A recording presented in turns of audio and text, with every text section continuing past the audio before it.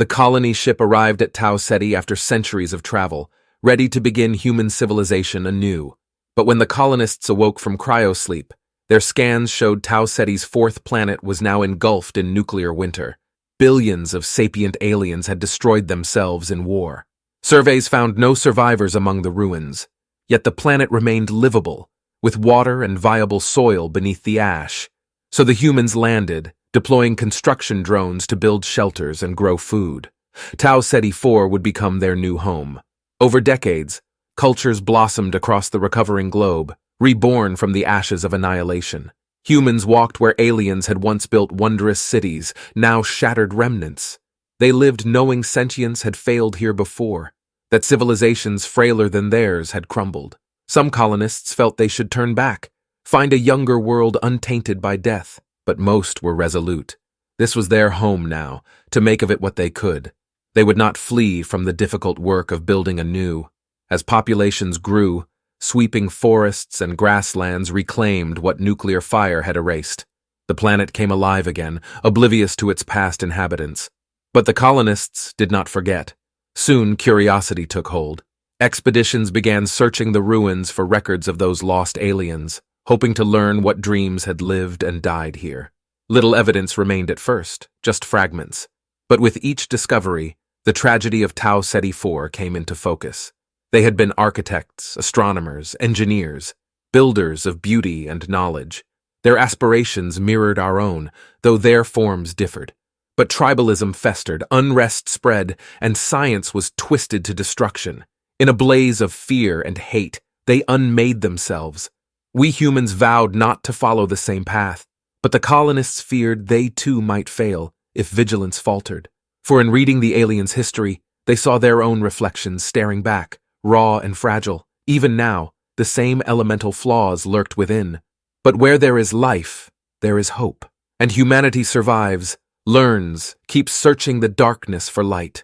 We inherit this wrecked world as both reminder and redemption. The colonists will build on this graveyard, repay these lives extinguished with new life of our own. Children of dust carrying memories not our own, we must not fail them again. As the centuries passed, Tau Ceti 4 flourished under human stewardship. Vast continents were settled, new cultures emerging with time. Techno-urban sprawls rose beside quaint agrarian towns, ever in the shadows of ancient alien ruins. Most relics of the past stayed buried, but some were excavated in meticulous expeditions, their artifacts prized in museums that honored the lost race. Youth still made pilgrimages to ruined cities to marvel at the grandeur and reflect on the folly their monuments embodied. By the 1000th year, the planet's population had swelled to rival old Earth's.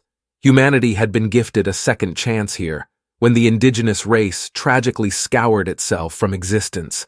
Though the colonists' descendants tried never forgetting the lessons learned from that extinction, but the ideals of peace and unity forever remain threatened by darker currents in the mind. And so it was that a charismatic dictator rose, preying upon fears and prejudices suppressed for too long, stoking ancient tensions for his own power.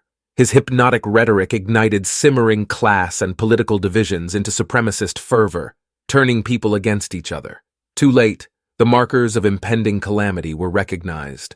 As rhetoric spilled into violence in the streets, moderate voices struggled to heal the rifts, but historical trauma warped into renewed tribalism and hate.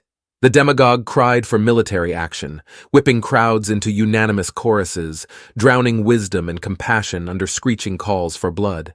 In the end, the doomsday machines returned to life, borne aloft again by collective madness. Their ancient payloads blossomed across the contested lands, cleansing wrongs with fire as they had centuries prior. The dictator watched with pride from his bunker palace as human history repeated itself, perhaps believing when the ashes settled, some version of his agenda would be left to rebuild. But as the surface burned, deep beneath mountain vaults guarded by forgotten machines, a backup population waited. Hunted dissidents, terrified families, caretakers of memories, the unwilling shepherds of civilization's next resurrection. They would emerge again when the silence above signaled it was time to till the soil anew, ready to sow fresh ideals in the ashes, in the hopes that one flawed cycle may still give wisdom to the next. This was now the perpetual duty bestowed upon humanity here. Not to prevent apocalypse, for cycles of destruction seem inevitable when mortal frailties reign, but to be the inheritance that endures after, carrying forward the memories and lessons paid in blood, to rebuild in ruins' shadows, soaring upon the sacrifice of those fallen.